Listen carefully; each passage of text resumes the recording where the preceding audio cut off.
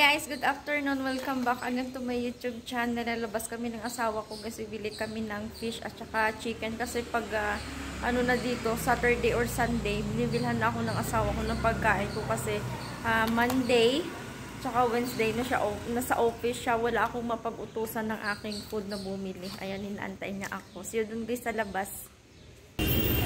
Ayan yung kanilang store guys. Diyan kami bibili ng fish. Yan natin doon. Ayan, may matinda din silang ano dyan, dry fish.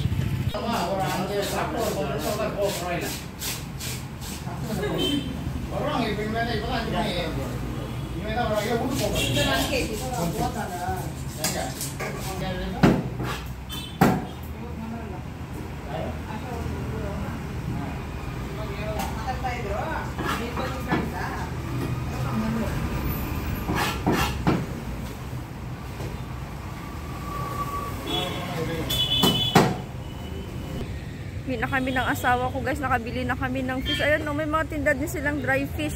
Ayan, naulanan, abutan kami ng ulan. Ito kami sa ano, chicken shop.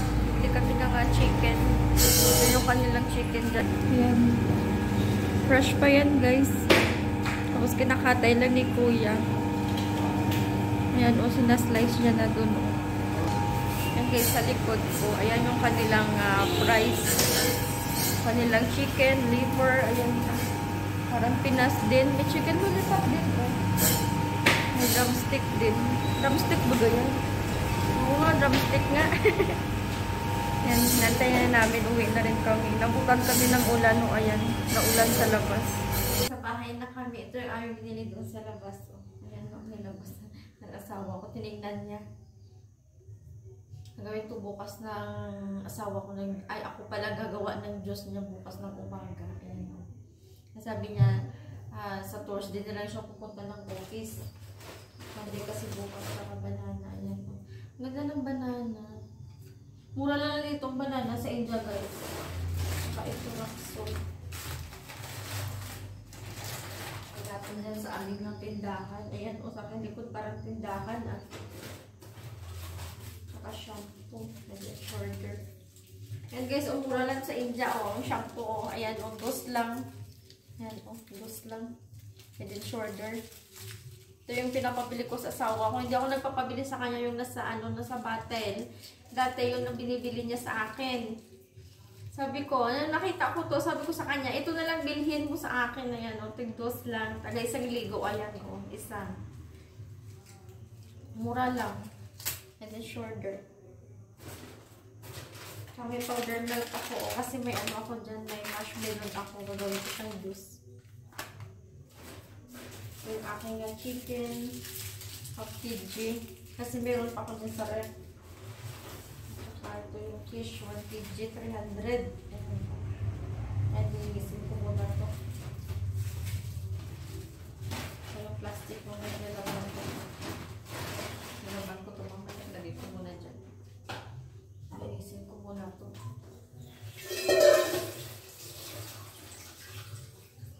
Ito lang yung chicken.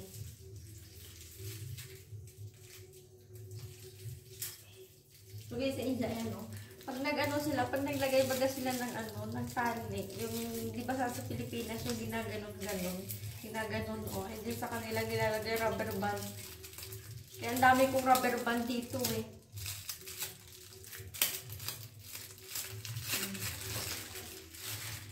Fresh chicken to guys, yun lang kinatay lang ni kuya. Pag bumili ka doon, kinakatay niya. Hindi yung naka-display na doon, hindi.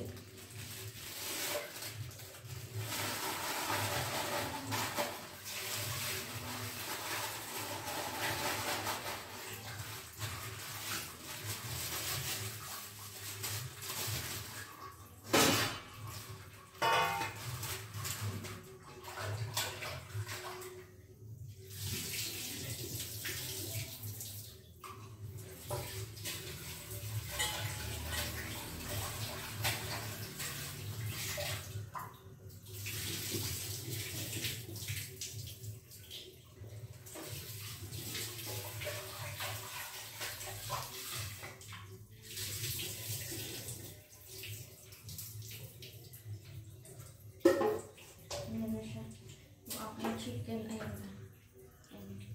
hinahati ko yan. So, ano lang talaga yung, for example, no, sa isang lutuan, ayan, sa isang plastic, ganun yung nilalagay ko. Kasi yun din ang isusuko sa, sa tubig. Yun na siya.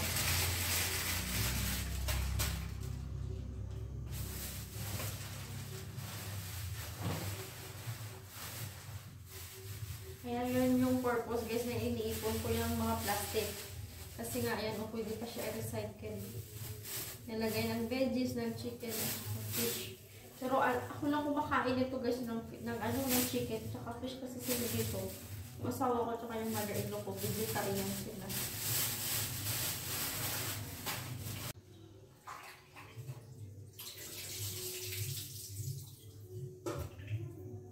Ito naman, guys, yung aking fish. O, ayan, o.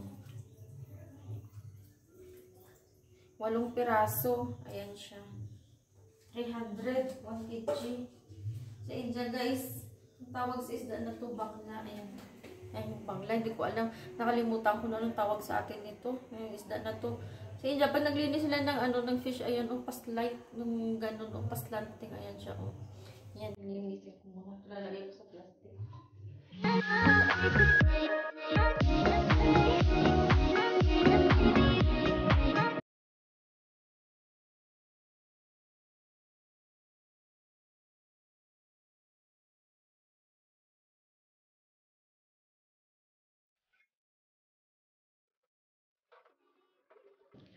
Yung aking fish, guys, at saka chicken. Ayan, naka-arrange na yan dyan. Ayan.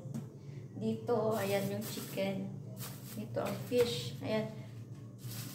Bilis ko lang kasi makita, guys, kasi ayan, naka-ano siya, naka-transparent yung plastic. May price ako dyan. French fries. Bili pa lang yan ng asawa ko sa mall. Hindi ko pa naluluto. Tsaka ito, yogurt. May kami dito, guys, may marshmallow. Binili namin nung nakaraan ng asawa ko. Pupunta namin doon sa labas, yung Independence Day. Bumili kami ng marshmallow. Ayan, nagawin ko siyang juice. Bumili kami dyan ng asawa ko ng powder milk bago kami umuwi. Nagawin ko muna to.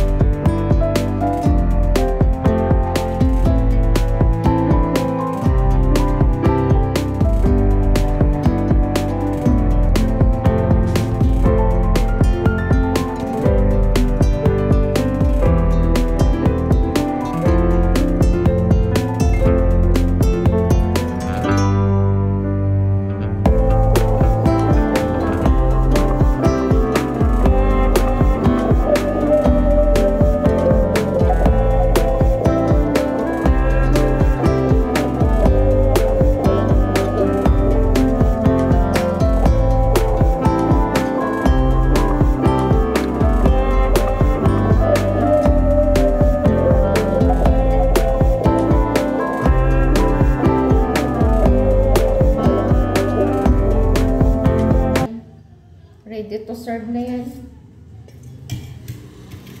Ibigyan ko yung aking mother-in-law at saka yung asawa ko. Yung aking mother-in-law konti lang kasi nga diabetic siya. Yan, 5 piso lang to. 5 rupees only.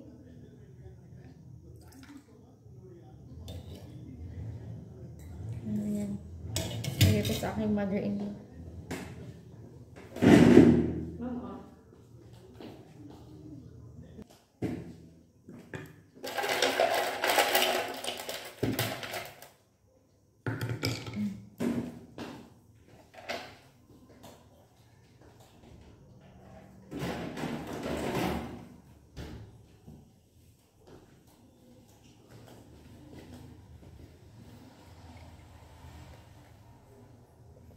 Sarap.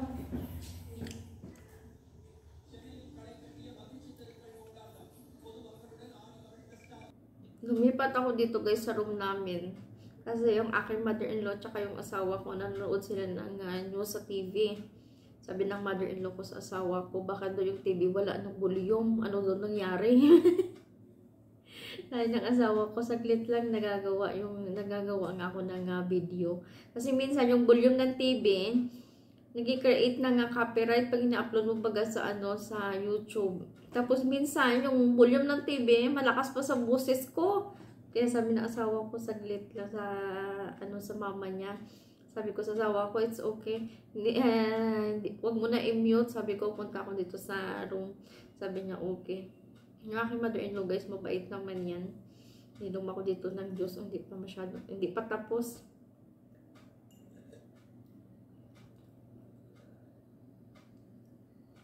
Marshmallow na lang natira. Mamaya kutsarahin ko yan kasi ayaw ganun. Sarap. Pag may marshmallow kasi nakita yung asawa ko, bibili siya. Tapos sabi niya sa akin na bibili ako ng milk powder. Mawa ka ng juice kasi gusto niya. Sabi ko okay. Kaya minsan, pag lumabas kami, nakita na dyan ng marshmallow, bibili talaga siya.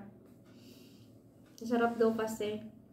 Yung asawa ko guys, very supportive naman yan pagdating sa akin, sa pagkain ko. Bibila niya na agad ako ng fish, ng chicken kasi nasa office siya minsan. Pupunta siya ng office, may trabaho siya. Wala akong mapag-utusan ng ganito, ganyan. Bibili ng ganito. Kaya bibili na kami pag weekend. Na-stock ko na lang sa ref. Pero hindi ako bumibili ng marami talaga. Yung pa ilang kilo, mga 2 kilo, 3 kilo, hindi. Yung binibili ko lang talaga sa fish, kalahating kilo o di kaya 1 kilo. Ganun din sa chicken. Ayoko kasi mag-stock na sa ref ng marami. Kasi ako na naman kumakain yan. Hindi naman sila kumakain. Yung mga vegetarian yung asawa ko at saka yung mother-in-law ko. Ako lang naman ang hindi vegetarian sa amin. Dito guys sa India, may mga tao dito na bawal ka magluto sa bahay nila ng fish. At saka meat, kahit nga itlog hindi pwede sa kanila magluto kasi yung mga Hindu, di ba? Mga talaga sila, yung mga yung vegetarian talaga. May mga ganung tao dito sa India, guys. Yung yung asawa ng kapatid ng asawa ko. Ngayon, hindi talaga yung kumakain ng ng fish at saka meat. Kaya nung nasira yung ref namin, nandun pa kami sa sa kabilang bahay. Pinapalagay doon ng asawa ko ng pinalagay namin doon yung kumbaga yung chicken, yung manok sa ref nila, sa freezer nila kasi nasira yung aming ref. Ala, sabi niya, kukunin daw kinabukasan kasi ayaw na daw nandoon yung yung manok. Sabi ko, bakit naman? Sabi ng asawa ko sa akin, alam mo kasi mga vegetarian yun, kaya ayaw niya mag-stock doon ng meat sa ref nila, sa bahay nila. Ayaw nila ng ganun. Sabi ko, okay. Naintindihan ko naman kasi nga yung tradisyon baga nila. Ganun Kaya nakakaintindi ako. Inantay namin ng asawa ko dumating yung yung grocery kasi nag-order naman kami ng grocery. Yan 6:30 na, malapit na. Yan. Sabi ko sa asawa ko, bilisan na natin pag-uwi kasi nga yung mother-in-law ko mag-isa lang doon, baka i-deliver na yung grocery kasi nag-order kami ng grocery kunti lang. Yung mga kailangan lang talaga namin, yung needs namin. Kasi last time nag-order kami ng grocery, meron pang natira. Kaya sabi ko sa asawa ko, yung bibili na natin yung mga kailangan lang talaga natin. Ayan guys, that is for today's video. Na-share ko rin sa inyo yung aking buhay dito sa India. If you are not yet subscribed my YouTube channel, please subscribe at pahit na rin ako notification bell so that you will be updated in my upcoming videos. Thank you for watching everyone. See you in my next video. God bless all. Bye!